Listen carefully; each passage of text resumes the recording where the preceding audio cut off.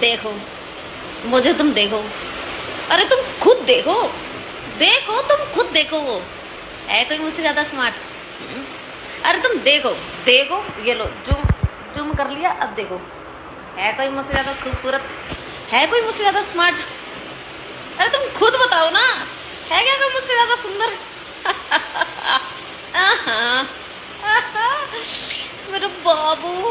सबसे पहली चीज़ तो ये कि जो खूबसूरती ये दिखाना चाहती है ना तो वो खूबसूरत है और ना ही हम देखना चाहते हैं। और दूसरी चीज़ ये मेरे भाई कि इनके जैसी जितनी भी घटिया लड़कियां हैं ना, ये खुद सबसे पहले अपने आप को सोशल मीडिया पे एक्सपोज करती हैं, अपना अनवांटेड बॉडी एक्सपोजर दिखाती हैं, अपने आप को ऑब्जेक्टिफाई करती है, अपनी बॉडी को ऑब्जेक्टिफाई करती हैं। और फिर जब इनको भद्दे कमेंट्स आते हैं तब ये आकर मर्दों को गालियाँ बकना चालू कर देती हैं कि मर्दों की तो नज़र ही ख़राब है, मर्दों की तो नज़र ही ख़राब है। जब देखो उनको एक ही चीज़ देखनी होती है, जब देखो उनको एक ही चीज़ चाहिए होती है। कोई भी वीडियो हम डालते हैं तो भद्दे कमेंट्स यूं ही नहीं आते मेरे भाई। पहले ये खुद अपने आप को ऑब्जेक्टिफाई करती है और जब सामने वाला उस चीज़ को रिएक्ट करे तब सामने वाला बुरा हो जाता है और ये खुद विक्टिम बन जाती है। तो पहली चीज़ तो ऐसी लड़कियों को जब भी तुम देखो, ऐसी कोई भी रील आए तुम्हारे सामने फालतू की, तो उसको फालतू समझ के, कचरा समझ के रिपोर्ट करो और ऐसी रील्स को वायरल होने से, फैलने से बचाओ। क्योंकि भाई जब तक तुम इनको देखना बंद नहीं करोगे ना, तब तक इनकी ये घटिया हरकत, दो कौड़ी की हरकतें इंटरनेट पर फैलना बंद नहीं करेंगी। अगर तुम्हारे सामने ऐसी कोई घटिया रील आती है तो उसको सबसे पहले तुम रिपोर्ट करो, नॉट इंटरेस्टेड करो, स्पैम करो, जो भी करना है करो, लेकिन उसको ब्लॉक करो। तुम्हारे सामने ये रील नहीं आनी चाहिए। और मान लो ये चीज़, मेरी बात मानकर, अगर मुझे मान लो अगर 10,000 लोग देखने वाले हैं इस वीडियो को, मान लो 10,000 व्यूज़ आएंगे और 10,000 में से मान लो अगर 1,000 लोगों ने भी इस वीडियो को जाकर ऐसी इन घटिया वीडियोस को जाकर अगर रिपोर्ट करना स्टार्ट कर दिया ना, तो वो वीडियो भाई मास ब्लॉकेज में आ जाती है। इंस्टाग्राम उसको इंस्टाग्राम ऐप से हटा देगा। तो इस चीज़ को तुम हल्के में मत लेना। अगर कोई भी ऐसी घटिया रील आती है तो उसको तुरंत रिपोर्ट करो, स्पैम करो, नॉट इंटरेस्टेड करो। It takes me about like 2 years to finally break up. Like I'm thinking about it for 2 years. Yeah, I also had another tactic when I was very young, which was to sleep with someone and then tell the person that, and then tell him that I slept with someone. Yeah, Oh my God. जिनको ये video नहीं समझ में आई उनको मैं बता दूं कि इसमें ये बोल रही है कि sleep with someone is the best way to break up. मतलब तुम किसी के साथ सो लो और जाकर सामने वाले पार्टनर को बता दो कि मैं किसी के साथ सोकर आई हूँ, और ये सबसे बेस्ट वे है और सबसे ईजीएस्ट और सबसे कम टाइम टेकिंग वे है ब्रेकअप करने का। चलो ठीक है, मान लिया, एक सेकंड के लिए मान भी लेते हैं कि ये चीज़ अगर वर्क करती भी है, ऑब्वियसली करेगी क्योंकि कोई ऐसी हरकत बर्दाश्त नहीं करता। मान लो कोई ऐसा करता भी है इन्फ्लुएंस होकर, तो वो तो करके निकल जाएगा। सामने वाले पे जो इम्पैक्ट पड़ेगा, जो उसकी मेंटल स्टेट ख़राब होगी, जो वो अपनी लाइफ में डाउनग्रेड होगा, जो अपनी लाइफ में सब चीज़ें खोएगा, चाहे वो मेंटली, चाहे फिज़िकली, चाहे फाइनेंशियली, उसका भुगतान करेगा कौन? और मुझे ये चीज़ समझ में नहीं आती भाई, इस रील के नीचे ना कई सारी लड़कियां ऐसी थी जो इस चीज़ को सपोर्ट भी कर रही थी और अपनी कहानियाँ भी शेयर कर रही थी कि हाँ मैंने ऐसा किया है और सच में ये बहुत ज़्यादा इफ़ेक्टिव वे है। मेरे हिसाब से तो ये इक्वलिटी और फेमिनिज़म में नहीं आता, क्योंकि कई सारे सूडो फेमिनिस्ट की नज़रों में ना फेमिनिज़म का केवल एक ही मतलब है, जैसे चाहे वैसे कपड़े पहन लो, जिसके साथ चाहो उसके साथ हुकअप्स कर लो, जितना चाहे उतना बॉडी काउंट बढ़ा लो।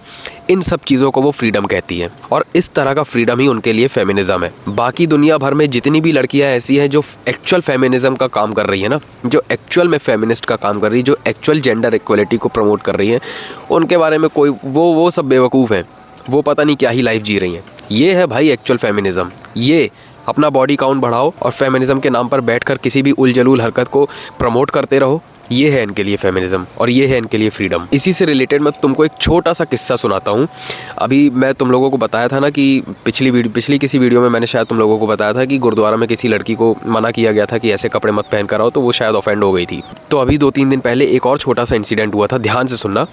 एक लड़की और एक मम्मी आई थी उसके साथ में, मत्था टेकने के लिए गुरुद्वारा आए थे। उनकी लड़की, भाई तुम यकीन नहीं मानोगे, मैं बताना भी नहीं चाहता किस तरह के कपड़े पहने थे, तुम इमेजिन कर लेना वो कपड़े पहनकर आई थी। चलो मैं तुम लोगों को बता ही देता हूँ। वो जो ड्रेस होती है ना, जो यहाँ से भी स्लीवलेस रहती है और जो नीज से थोड़ा सा ऊपर रहती है, पार्टी वेयर टाइप की, वो ड्रेस पहनकर आई हुई थी। तो वहाँ पर कमेटी वालों ने मना किया कि भाई आप ऐसे कपड़े पहनकर नहीं आ सकते, आपको यहाँ से अगर ऐसे कपड़े पहनकर दर्शन करने हैं तो आपको दर्शन करने नहीं दिया जाएगा, आप बाहर से ही मत्था टेकिए और निकल जाइए।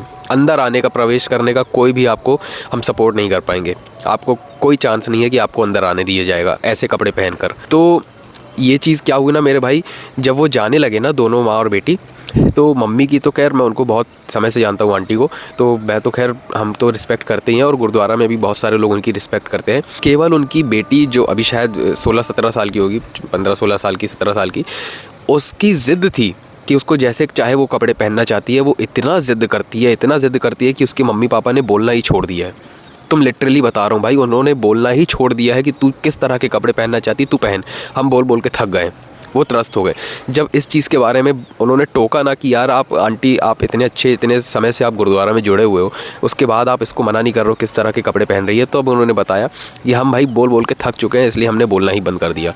और उस चीज़ से वो लड़की इतना ज़्यादा ऑफेंड हो गई, इतना ज़्यादा ऑफेंड हो गई कि उसके दूसरे दिन से ना वो खुद गुरुद्वारा आ रही है और ना ही उसके मम्मी को आने दे रही है। और मैं ये चीज़ सोच रहा था मेरे भाई कि जिस आंटी को आज तक इतने साल हो गए, 50 साल हो गए उनको गुरुद्वारा आते हुए, उनको आज तक किसी ने नहीं टोका, किसी ने भी नहीं टोका।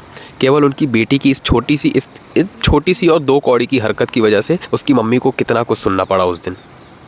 और ये जो उनकी इंसल्ट हुई ना, इस चीज़ का उसको ज़रा सा भी रियलाइजेशन भी नहीं है। और ये सब चीज़ें मैं तुम लोगों को क्यों बता रहा हूँ, मैं इस चीज़ को काउंटर करने के लिए नहीं बता रहा हूँ कि मुझे इस चीज़ में मज़ा आता है, बार बार इस चीज़ पे बैठ के बात करो। मुझे कोई शौक़ नहीं है भाई, जिसको जो पहनना है पहने, लेकिन पहनने का भी एक ढंग होता है। अगर वेस्टर्न कपड़े भी आप पहन रहे हो ना, तो उसको एक सलीके के साथ पहना जा सकता है जिसमें वल्गैरिटी नहीं आती, जिसमें आप सभ्य दिख सकते हो। और इंडियन कपड़ों को भी इस तरीके से पहना जा सकता है कि एक सबसे ट्रेडिशनल वेयर साड़ी, वो भी वल्गर लग सकती है। तो पहनने का सिर्फ सलीका होता है, सिर्फ ढंग होता है। और ये चीज़ भाई हम सीखने के लिए वेस्ट कल्चर से ना कितनी सारी चीज़ें सीख सकते थे, लेकिन हमने सीखा क्या, सारी फालतू की चीज़ें। ढंग की चीज़ों में वेस्ट कल्चर में किसी का ध्यान नहीं गया। अरे भाई वो तो हमसे टेक्नोलॉजी में भी आगे हैं, हम में से कौन आगे है? उनमें से करियर वाइज भी कितने सारे लोग अच्छा कर रहे होते हैं, उनमें से कितने सारे लोग नई नई चीज़ें कर रहे होते हैं। उनको देखकर हम नई चीज़ें अपने देश में करना स्टार्ट करते हैं, लेकिन नहीं, हमारा उस तरफ ध्यान ही नहीं जाता। हमें सिर्फ फालतू चीज़ें सीखने का मतलब है, बाकी और किसी चीज़ से हमें क्या लेना देना। आधे से ज़्यादा हमारे देश में जो चीज़ें आती है ना, वो सिर्फ देखी हुई चीज़ें आती हैं, कॉपीड की हुई चीज़ें आती हैं। क्या किसी के दिमाग में खुद का क्रिएट करने का कुछ भी आता है? हम इतने ज़्यादा आटा चावल खा खा के हमने अपने दिमाग को इतना ज़्यादा स्लो कर लिया मेरे भाई, इतना ज़्यादा स्लो कर लिया है कि जो चीज़ एक्चुअली हमारे लिए हेल्दी है उस चीज़ को हम गलत बोल देते हैं, उस चीज़ को जहर बोल देते हैं। For example way protein. और जो चीज़ एक्चुअली जहर है, जो पैकेट में दिखाता है कि भाई गुटखा खाओगे तुम कैंसर हो जाएगा, उसको लोग बोलते हैं कि अरे यार ये अच्छी चीज़ है, मेरे तो दादाजी खाते हैं, मेरे तो पूरा परिवार खाता है, उनको तो कुछ नहीं हुआ। और ज़रा सा तुम प्रोटीन खाने के लिए बोल दो, अरे तुम जहर खिला रहे हो, किडनी फेल हो जाएगी, लिवर फेल हो जाएगा, ये हो जाएगा, वो हो जाएगा। तो भाई सही चीज़ों को अपना अटेंशन देना स्टार्ट करो, सही चीज़ों को तुम अपना वैलिडेशन स्टार्ट करो देना। अगर तुम देखते हो इंस्टाग्राम पर तुम्हें ऐसी रील्स नहीं पसंद आती ना, अगर तुम्हें लगता है ना कि तुम्हारा कल्चर ख़राब हो रहा है, तो उसका कारण सबसे पहले तुम हो मेरे भाई, जो उस वीडियो को देखते हैं, जो शेयर करते हैं, सेव करते हैं, उसको स्टोरीज़ पे लगाते हैं, उस पर रिएक्ट करते हैं। अगर रिएक्ट करना ही है ना, तो उस वीडियो को स्पैम करो, रिपोर्ट करो, नॉट इंटरेस्टेड करो। क्योंकि मेरे भाई पिछली वीडियो में भी मैं ये चीज़ बोल चुका हूँ कि जो चीज़ दिखती है वही चीज़ बिकती है। तो जो चीज़ तुम देखोगे वही चीज़ सामने वाला तुम्हें बेचने के लिए आएगा। और बदले में तुम्हारा क्या जा रहा है? तुम्हारा टाइम, तुम्हारा पैसा, तुम्हारा करियर, तुम्हारी मेंटल स्टेट, तुम्हारा सब कुछ। तो इस चीज़ को ध्यान दो और सही चीज़ को वैलिडेशन और अटेंशन देना स्टार्ट करो।